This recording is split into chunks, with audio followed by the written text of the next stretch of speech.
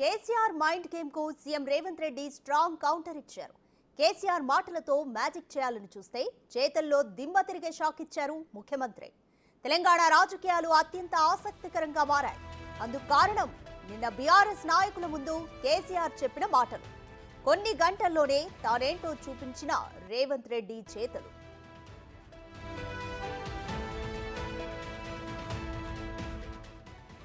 తెలంగాణ రాజకీయాలపై విస్తృత స్థాయి సమావేశం నిర్వహించారు కేసీఆర్. అందులో కేసీఆర్ కొన్ని కీలక వ్యాఖ్యలు చేశారు. కాంగ్రెస్ ప్రభుత్వాన్ని కూల్చడానికి బీజేపీ ప్రయత్నిస్తుందని చెప్పారు. 104 మంది ఎమ్మెల్యేలు ఉన్నప్పుడే టీఆర్ఎస్ ప్రభుత్వాన్ని కూల్చడానికి బీజేపీ తీవ్రంగా ప్రయత్నించిందని, ఇప్పుడు 64 మంది ఎమ్మెల్యేలున్న కాంగ్రెస్ ను బీజేపీ బ్రతకనిస్తదా అని అనుమానం వ్యక్తం చేశారు. త్వరలో కాంగ్రెస్ ప్రభుత్వం కూలిపోతుందన్నారు.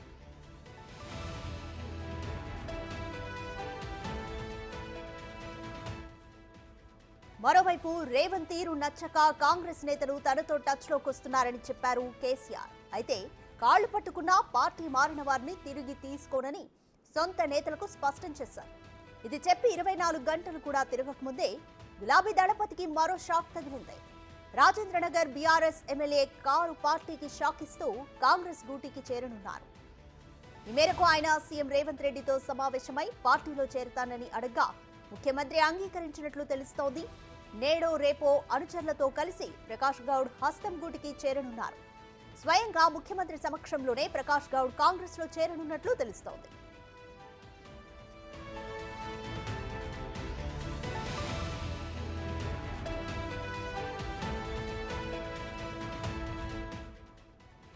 దీంతో కేసీఆర్ చేసిన వ్యాఖ్యలు కేవలం బీఆర్ఎస్ ఎమ్మెల్యేలో ఆత్మస్థైర్యం నింపేందుకే అనే వాదనలు తెరపైకొస్తున్నాయి. కాంగ్రెస్ పార్టీ నుంచి గులాబీ గూటికి మాటెలా ఉన్నా కారు పార్టీ నుంచి మరికొందరు కాంగ్రెస్ లో చేరేందుకు సన్నాహాలు చేసుకుంటున్నట్లు సమాచారం.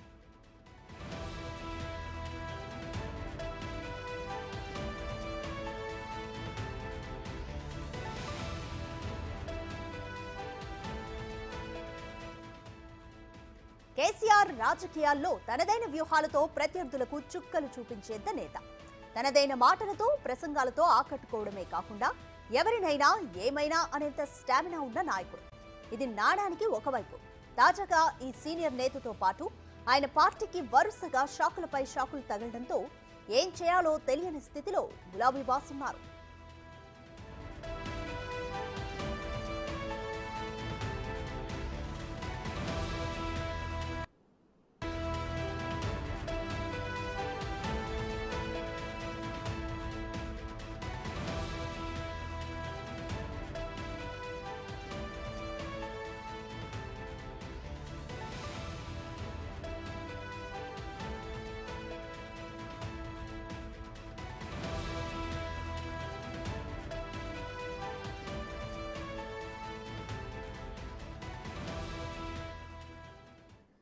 మోర్ డీటెయిల్స్ మా deputy bureau chief Sadiq live లో అందిస్తారు. సాదిక్, అసెంబ్లీ ఎన్నికల తర్వాత రిజల్ట్స్ తర్వాత అలాగే ఇప్పుడు లోక్సభ ఎన్నికల తర్వాత కూడా కాంగ్రెస్ ప్రభుత్వం విచ్ఛిన్నమవుతుంది అంటూ బీఆర్ఎస్ నేత తీవ్రమైన వ్యాఖ్యలు చేశారు. మరి ఒకవైపు చూస్తే బీఆర్ఎస్ నుంచి కాంగ్రెస్ కి వలసలు కొనసాగుతూ ఉన్నాయి. అలాగే గులాబీ బాస్ కి దెబ్బ మీద దెబ్బ తగులుతూనే ఉంది. ఏ విధంగా చూడాలి ఈ పరిణామాల్ని? కేసీఆర్ చేసిన వ్యాఖ్యల్ని కేవలం బీఆర్ఎస్ నేతల్లో ఒక కాన్ఫిడెన్స్ ఇవ్వడానికే చేశారు ఈ అసత్య ఆరోపణలు అనుకోవచ్చా?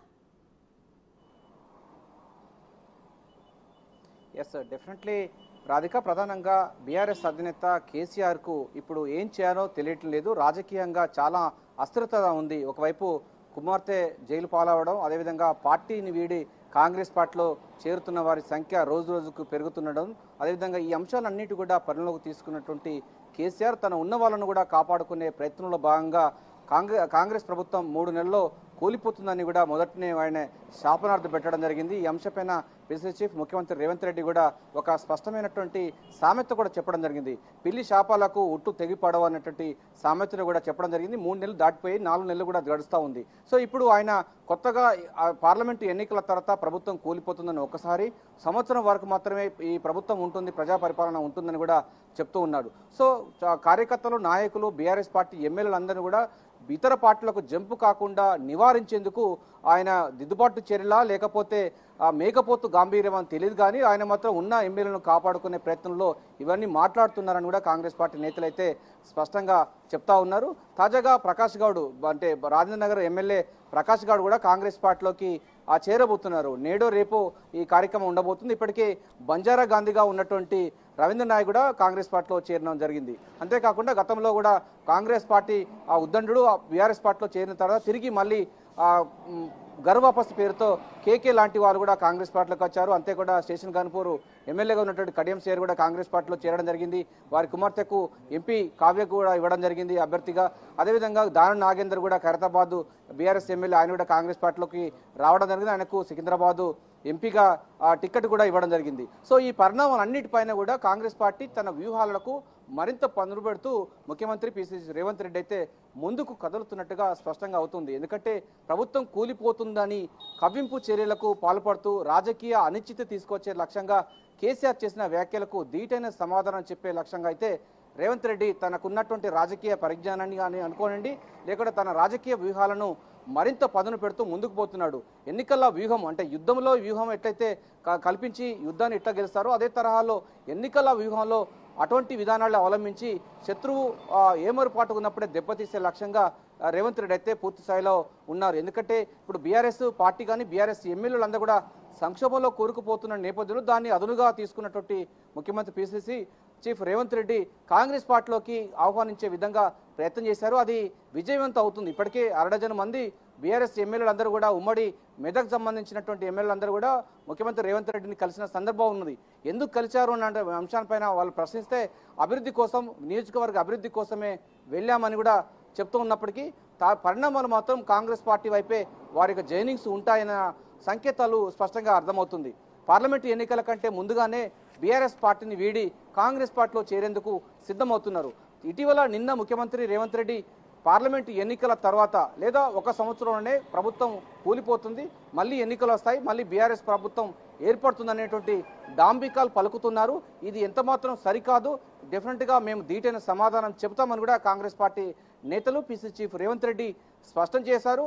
అందుకు అనుగుణంగానే తన రాజకీయ పావులు కలుపుతూ బీఆర్ఎస్ పార్టీ సంబంధించిన ఎమ్మెల్యేలు కాంగ్రెస్ పార్టీ వైపు ర్యాలీ అయ్యే విధంగా, కాంగ్రెస్ పార్టీలో చేరే విధంగా ప్లాన్ చేస్తున్న సందర్భంలోనే తాజాగా Rajendra Nagar MLA BRS MLA Prakash Goud కూడా కాంగ్రెస్ పార్టీలో చేరుతానని హామీ ఇవ్వడం చూసినట్టయితే బీఆర్ఎస్ పార్టీ ఒక రాజకీయ సంక్షోభంలో కూరుకుపోతుంది రోజు రోజుకు అన్నది స్పష్టంగా అర్థమవుతుంది. ఈ నేపథ్యంలోనే ఆయన మేకపోతు గాంభీర్యం ప్రదర్శిస్తూ మళ్ళీ మన ప్రభుత్వమే వస్తుంది, మీరు బయటికి వెళ్ళాలంత అవసరం లేదని మనోస్థైర్యం కల్పించినప్పటికీ వారిలో రాజకీయంగా వారి యొక్క ఉనికిని చాటుకునేందుకు రాజకీయ భవిష్యత్తును చూసుకున్నటువంటి బీఆర్ఎస్ ఎమ్మెల్యేలు కాంగ్రెస్ పార్టీలో చేరుతున్న సందర్భం మనకు కనబడుతుంది. రాధిక. రైట్ సాదిక్, ఒకవైపు ఈసీ నోటీసులు, అలాగే కవిత అరెస్ట్, మరోవైపు కాళేశ్వరం స్కామ్ ఉచ్చు కూడా బిగుస్తుంది. వరుసగా బీఆర్ఎస్ నుంచి కాంగ్రెస్ కి వలసలు పెరుగుతున్నాయి ఎన్నికల నేపథ్యంలో. అయితే ఇవన్నీ కూడా బీఆర్ఎస్ చుట్టూ ఉచ్చు బిగుస్తుందని అనుకోవచ్చు. అయితే మరోవైపు మాత్రం ఇలాంటి పరిస్థితుల్లో కూడా ఇంకా బీజేపీ కాంగ్రెస్ను విచ్ఛిన్నం చేస్తుంది ఎన్నికల తర్వాత, నాతో కూడా కాంగ్రెస్ ఎమ్మెల్యేలు టచ్లో ఉన్నారంటూ కూడా బీఆర్ఎస్ అధినేత వ్యాఖ్యానించడాన్ని ఎలా చూడాలి? ఒకవైపు చూస్తే కాంగ్రెస్ నేతలు మాత్రం కౌంటర్ ఇస్తూనే ఉన్నారు. బీఆర్ఎస్ పార్టీయే ఆ పార్టీ ఉనికి ఉండడమే డౌట్ అంటూ కూడా వీళ్ళు కౌంటర్ ఇస్తున్నారు. ఏ విధంగా చూడాలి? ఎస్ రాధిక, దీంట్లో చాలా స్పష్టంగా కేసీఆర్ చెప్పడం జరిగింది. 104 సీట్లు ఉన్నటువంటి బీఆర్ఎస్ ప్రభుత్వాన్నే కూల్చేందుకు బిఎల్ సంతోష్ ఒక కుట్ర పడినారు, బీజేపీ ఒక కుట్ర పన్నింది. 64 సీట్లు ఉన్నటువంటి ప్రస్తుతం ఉన్నటువంటి ఇందిరమ్మ రాజ్యం ప్రజా పరిపాలన సంబంధించి కొనసాగుతుంది, వారిని కూడా విచ్ఛిన్నం చేసేందుకు బీజేపీ ఊరుకుంటుందా అన్నటువంటి అంశాన్ని ఆయన తెరపైకి తీసుకురావడం జరిగింది. అంతకంటే ముందు కూడా కేటీఆర్ పార్లమెంట్ ఎన్నికల తర్వాత ముఖ్యమంత్రి PCC chief Revanth Reddy BJP పార్టీలో జంప్ అవుతారని కూడా ఆయన కూడా కొన్ని వ్యాఖ్యలు చేయడాన్ని కూడా చూసాము. ఆ వ్యాఖ్యలను కూడా కేసీఆర్ ఖండించడం జరిగింది. సో పరిణామాలు చూసినట్టయితే మనకు బీఆర్ఎస్ పార్టీ అన్నది అసహనంతో మాట్లాడుతున్నట్టుగా స్పష్టమవుతుంది. బీజేపీ పార్టీ వాళ్ళు డెఫినెట్గా ఈ ప్రభుత్వాన్ని ఉంచరు, అందుకోసం తిరిగి మళ్ళీ బీఆర్ఎస్ పార్టీ రాష్ట్రంలో వస్తుందన్నటువంటి అంశాన్ని తెరపైకి తీసుకువచ్చి బీఆర్ఎస్ పార్టీ సంబంధించిన ఎమ్మెల్యేలు ఇతర కాంగ్రెస్ పార్టీలోకి వెళ్లకుండా, కాంగ్రెస్ పార్టీ బలం చేకూర్చకుండా ఉండే విధంగా ఆ మనోస్థైర్యాన్ని కల్పించే విధంగా వ్యాఖ్యలు చేస్తున్నట్టుగా మనకు స్పష్టంగా అర్థమవుతుంది. కానీ వాస్తవంగా తెలంగాణ సమాజం కానీ తెలంగాణ ప్రజలు పూర్తి మెజార్టీ కాంగ్రెస్ పార్టీకి ఇవ్వడం జరిగింది. మొత్తం 64 సీట్లు 65+1 సిపిఐ సీట్తో 65 సీట్లతో ప్రజా పరిపాలన ఇందిరమ్మ రాజ్యం కొనసాగుతుంది. 6 గ్యారంటీ స్కీమ్స్ అమలవుతున్నాయి. సో ప్రభుత్వాన్ని కనుక కూల్చినట్టయితే ప్రజా తిరుగుబాటు వస్తున్న విషయం కూడా అటు బీఆర్ఎస్ పార్టీకి తెలుసు, బీజేపీకి తెలుసు. అయినప్పటికీ వీరు కార్యకర్త అంటే కాంగ్రెస్ పార్టీని చులకన చేయడం, లేకపోతే కాంగ్రెస్ పార్టీ నాయకులను అస్థిరపరిచే లక్ష్యంగా వాళ్ళు కుట్రలు చేస్తున్నట్టుగా స్పష్టంగా అర్థమవుతుంది. కాంగ్రెస్ పార్టీ నేతలైతే ఆరోపిస్తున్నారు. ఇటువంటి ఆరోపణలు చేస్తున్న ధర్మిలో ముఖ్యమంత్రి పిసిసి రేవంత్ రెడ్డి తన రాజకీయ వ్యూహాలను మరింత పదును పెడుతూ ప్రభుత్వాన్ని సుస్థిరపరచాలంటే డెఫినెట్గా కాంగ్రెస్ పార్టీని మరింత బలం చేకూర్చాలి. అదేవిధంగా పూర్వవైభవం తీసుకొచ్చే లక్ష్యంగా ముందుకు కలుతున్న నేపథ్యంలో ఆయనకున్నటువంటి కమిట్మెంట్తో బీఆర్ఎస్ పార్టీని వీడి స్వచ్ఛందంగా కాంగ్రెస్ పార్టీలో చేరుతున్న వారి సంఖ్య రోజు రోజుకు పెరుగుతుంది. బీఆర్ఎస్ పార్టీలో సీనియర్గా ఉన్నటువంటి కేకే కానీ, కడియం సీఆర్ కానీ, దానం నాగేంద్ర కానీ వీళ్ళందరూ కూడా కాంగ్రెస్ పార్టీలో చేరిన సందర్భం మనకు తెలుసు. తాజాగా రాజేంద్ర నగర్ బీఆర్ఎస్ ఎమ్మెల్యే కూడా ప్రకాష్ గౌడ్ కూడా కాంగ్రెస్ పార్టీలో చేరిన పరిస్థితి కనబడుతుంది. ఇక రాష్ట్రంలో ఎస్టీ సామాజిక వర్గము ఎక్కువగా ఉన్నటువంటి ఏజెన్సీ ప్రాంతాలున్నాయి. కొన్ని మైదాన ప్రాంతాలకు సంబంధించినటువంటి బంజారా గాంధీగా పిలువబడుతున్నటువంటి రవీంద్ర నాయక్ గతంలో కేసీఆర్కు చాలా దగ్గరగా ఉన్నాడు.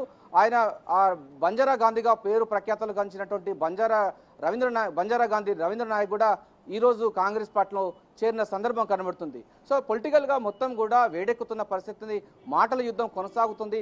పార్లమెంటు ఎన్నికలు మరింత రసవత్తంగా మారుతున్న సందర్భంలో బీఆర్ఎస్ పార్టీని వీడి కాంగ్రెస్ పార్టీలో చేరడం, కాంగ్రెస్ పార్టీ నేతలు కూడా ప్రచారంలో ముందుకు వెళ్ళడం, వాళ్ళు నామినేషన్ పర్వంలో ఉత్సాహంగా కార్యకర్తలు, నాయకులు, ప్రజలందరూ కూడా పాల్గొనడం అన్ని చూసినట్టయితే డెఫినెట్గా కాంగ్రెస్ పార్టీ వైపే ప్రజల బలం ఉంది కనుక మనం కూడా కాంగ్రెస్ పార్టీలో చేరాలన్నటువంటి ఒత్తిడి కూడా ప్రజల నుంచి బీఆర్ఎస్ నేతలపైన, బీఆర్ఎస్ ఎమ్మెల్యేలపైన కూడా జరుగుతూ ఉంది. ఇందులో భాగంగా వాళ్ళ రాజకీయ భవిష్యత్తు కోసం ప్రజల అభిష్టానం మేరకు బీఆర్ఎస్ పార్టీని వీడి కాంగ్రెస్ పార్టీలో జాయిన్ అవుతున్న సందర్భం కనబడుతుంది. రాధిక, దీనిలో ప్రధానంగా ఒకటే అంశం, బీఆర్ఎస్ పార్టీ రోజు రోజుకి రాజకీయంగా క్షీణిస్తుంది. సో ఈ నేపథ్యంలోనే వాళ్ళు దారి చూసుకునే లక్ష్యంగా బీఆర్ఎస్ పార్టీ ఎమ్మెల్యేలు పార్టీని వీడి కాంగ్రెస్ పార్టీలో చేరుతున్నటువంటి సందర్భంగా మనం ఇది చూడవచ్చు. Radhika, thanks for the update Sadiq.